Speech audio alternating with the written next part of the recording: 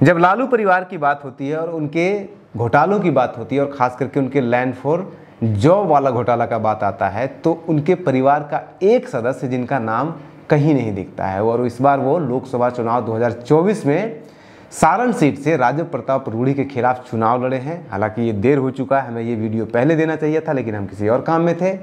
तो आज का ये वीडियो रोहिणी आचार्य के ऊपर, ये आपको पता है कि पूरे लालू परिवार में सबसे ज़्यादा संपत्ति किसके पास है?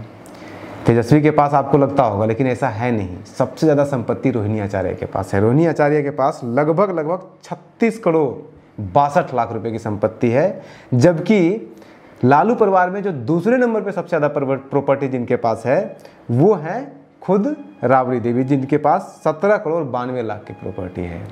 अब ये भी आप कह सकते हैं कि राबड़ी देवी की जो प्रॉपर्टी है उसमें लालू यादव की प्रॉपर्टी भी शामिल है और जो रोहिणी आचार्य की प्रॉपर्टी उसमें उनके हस्बैंड के भी शामिल है। तो आप लालू राबड़ी दोनों की प्रॉपर्टी को मिला दीजिएगा तब बनते हैं 17 करोड़ 92 लाख रुपए। और रोहिणी आचार्य की अकेले खुद की संपत्ति, उनके हस्बैंड डिपेंडेंट को हटा भी दीजिएगा तब भी 17 करोड़ 90 लाख रुपए है। ये अपने आप में एक समझने वाली है। लेकिन आज हम आपको ये नहीं बताने आए हैं कि किसकी कितनी प्रॉपर्टी है। एक धारा बना हुआ है, आपको कहीं मिला नहीं होगा कि रोहिणी आचार्य का नाम किसी भी करप्शन में या कहीं लैंड फॉर जॉब या किसी भी स्कैम में वो दिखा हो। और उसके पीछे कारण भी है। कारण ये है कि रोहिणी आचार्य सिंगापुर में रहती है। पटना में उनके पास लोगों को ऐसा लगता है कि प्रॉपर्टी नहीं है, या नहीं, 2 ही प्रॉपर्टी है, वैसे भी है भी तो 2 ही प्रॉपर्टी है और वो भी बहुत ज़्यादा समय हुआ नहीं उनको प्रॉपर्टी खरीदे हुए। लेकिन उसमें कहीं नाम नहीं आता है कि सुशील मोदी जी ने भी इतने सारे जो स्कैम का, लालू स्कैम का या फिर जो लैंड फॉर जॉब का 40 प्रेस कॉन्फ्रेंस किए थे, उसमें कहीं रोहिणी आचार्य के ऊपर एक भी प्रेस कॉन्फ्रेंस नहीं हुआ था। लेकिन जब आप सही से खंगालेंगे तो कुछ आपको उसके अंदर घपलेबाजी दिखती है। घपलेबाजी नहीं दिखती है, उसके पीछे 3-4 कारण है। एक, वो सिंगापुर में रहती हैं, अपना बिजनेस है, अपना वो चलती, कोई ज़्यादा मतलब रखती नहीं थी अपने परिवार की यहाँ की पॉलिटिक्स से। दूसरा, उन्होंने जो संपत्ति भी खरीदी है, एक तो उनके हस्बैंड के पास जो उनके इनहेरिटेड संपत्ति है वो सबसे ज़्यादा है। वो अरवल से लेकर के पटना से लेकर के ज़्यादातर उनकी ज़मीनें जो हैं वो उनके पेरेंट्स के थ्रू मिली है। 2 संपत्ति उनके नाम पे जो उन्होंने खरीदी है इनके हस्बैंड ने, और 2 संपत्ति रोहिणी आचार्य के नाम पे है। 2 मुंबई में है इनका रोहिणी आचार्य के नाम पे और 2 उनके हस्बैंड के नाम पे है। पटना में एक भी उनके नाम पे नहीं है। पटना में 2 रोहिणी आचार्य के नाम पे है, एक मॉल है और एक और संपत्ति है। तो लोगों को ऐसा लगता है कि यहाँ पे उतनी ज़्यादा संपत्ति नहीं है, ये ज़्यादा मुंबई में इंटरेस्टेड है, सिंगापुर में इंटरेस्टेड है, तो यहाँ पे नहीं होगा। लेकिन उसमें एक जगह पे ग्लिचेज है। ग्लिचेज कहाँ पे है? ग्लिचेज यहाँ पे है कि 2006 में मीसा भारती को एक गिफ्ट दिया गया था और वो गिफ्ट दिया गया था, कहते हैं कि मीसा भारती के ससुर की तरफ से उनको मिला था, उनके परिवार की तरफ से। बाद में हुआ कि नहीं, ससुर सास ने नहीं बल्कि उनके परिवार की तरफ से दिया गया था। उसमें उस डीड में जो गिफ्ट जब किसी को दिया जाता है, ज़मीन गिफ्ट में किया जाता है, तो उसमें लिखा जाता है कि इनको गिफ्ट दिया जा रहा है, इस काम से दिया जा रहा है। तो मीसा भारती का ये लिखा हुआ है कि मीसा भारती को मीसा भारती की जगह यहाँ पे रोहिणी आचार्य का नाम लिखा हुआ है, लेकिन साइन मीसा भारती का दिया हुआ है और वहाँ पे नीचे भी लिखा हुआ है कि मैंने, मीसा भारती ने इतना ये गिफ्ट कबूल किया। वो एक ग्लिचेज इनके इसमें है। लेकिन उससे भी बड़ा ग्लिचेज है। ग्लिचेज ये है कि जिस प्रॉपर्टी के बारे में, जो प्रॉपर्टी लालू यादव जी के नाम पे है, जो दानापुर में है, जो 2004 में खरीदी गई ज़मीन है, उस प्रॉपर्टी के बिल्कुल उसी प्लॉट नंबर पे एक रोहिणी आचार्य के नाम पे भी ज़मीन है। जलालपुर जगह है, लालू यादव जी के नाम पे वहाँ पे एक प्लॉट है और दोनों का सेम प्लॉट नंबर है। आप अगर देखेंगे तो उसका 30 नंबर प्लॉट है। लालू यादव जी का भी 30 नंबर प्लॉट है, 30 नंबर 29 है लालू यादव जी का, और इनका भी 30 नंबर प्लॉट है। तो क्या कोई कनेक्शन है जो जलालपुर वाला है?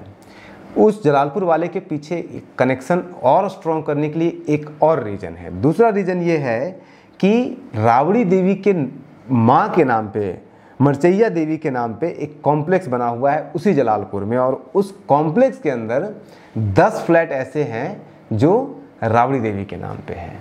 तो क्या ये संभावना नहीं है कि रोहिणी आचार्य के नाम पे ये जो ज़मीन वहाँ पे बनी है, या फिर जो ज़मीन वहाँ पे बनाई गई है, खरीदी गई है, और वो भी गिफ्टेड है, जो वो वाली है, वो ज़मीन वो ज़मीन खरीदी हुई है, मीसा भारती वाला गिफ्टेड है, वो ज़मीन कहीं इसका लैंड फॉर जॉब स्कैम से कोई रिलेशन तो नहीं है, सुशील मोदी जी ने इसके ऊपर कोई नहीं किया था। ये इन्वेस्टिगेशन का मामला है, हम इसकी सत्यता नहीं पता कर सकते, हमें पता नहीं है, लेकिन कनेक्शन कुछ कुछ दिख रहा है इसमें साफ साफ, क्योंकि वहीं पे उसी प्लॉट नंबर पे लालू यादव की ज़मीन है, उसी जगह पे राबड़ी देवी के माँ के नाम पे जो कॉम्प्लेक्स बना हुआ है, उस कॉम्प्लेक्स में 10 फ्लैट राबड़ी देवी के नाम पे है।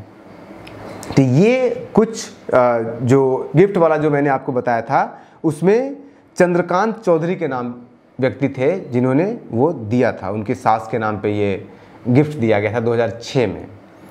तो ये कुछ हमने आपको रोहिणी आचार्य के बारे में बताया। अगर आप, जैसे कि मैंने क्लेम किया था, सबसे ज़्यादा अमीर कोई पूरे लालू खानदान में है तो वो रोहिणी आचार्य हैं। 36 करोड़ इनकी प्रॉपर्टी, 36 करोड़ 62 लाख रुपए की इनकी प्रॉपर्टी है। जबकि तेजस्वी यादव की जो अभी 2020 में चुनाव हुआ है विधानसभा का, उसमें मात्र 5 करोड़ 88 लाख रुपए बताया जा रहा है।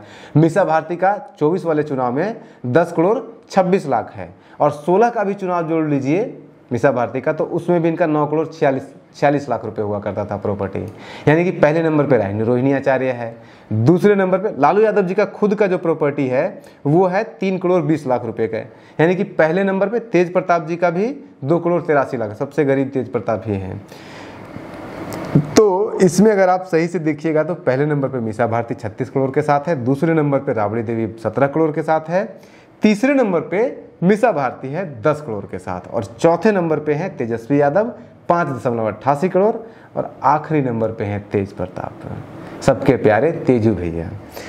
बने रहिए न्यूज़ हंटर के साथ। हालांकि इनकी जो प्रॉपर्टी है रोहिणी आचार्य की, उसमें से बहुत सारा प्रॉपर्टी आपको मिलेगा जो सिंगापुर में भी है। खास करके सिंगापुर के अकाउंट में इनके पास कैश 4 करोड़ रुपए पड़े हुए हैं, क्योंकि सिंगापुर में टैक्स वाला वो जो हेवन जोन माना जाता है, तो वहाँ पे आप कितना भी पैसा रखिए बहुत ज़्यादा कुछ फ़र्क पड़ता नहीं है। उसके अलावा वहाँ पे उनकी गाड़ी भी है, प्रॉपर्टी भी है, बंगला भी है।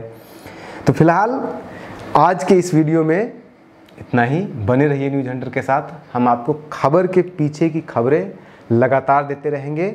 और ये हमने इस वीडियो को इसलिए बनाया क्योंकि रोहिणी आचार्य का चुनाव हो चुका है, हमें पहले बताना चाहिए था, लेकिन हमने इस बार अब दोबारा इसलिए बनाया है क्योंकि उसके बाद अभी पिछले हफ्ते ही नरेंद्र मोदी जी ने अपने भाषण में भी बोला, एक टीवी को इंटरव्यू में भी बोला, ये लैंड फॉर जॉब वाला स्कैम के बारे में। उन्होंने कहा कि जो लोगों ने ज़मीन के बदले नौकरियां दी है, लोगों की ज़मीन छीनी है, जब तक उनका हेलीकॉप्टर उड़ रहा है तब तक उड़ रहा है, जिस दिन हेलीकॉप्टर रुकेगा उसके बाद फिर उनको जेल का रास्ता पकड़ना पड़ेगा।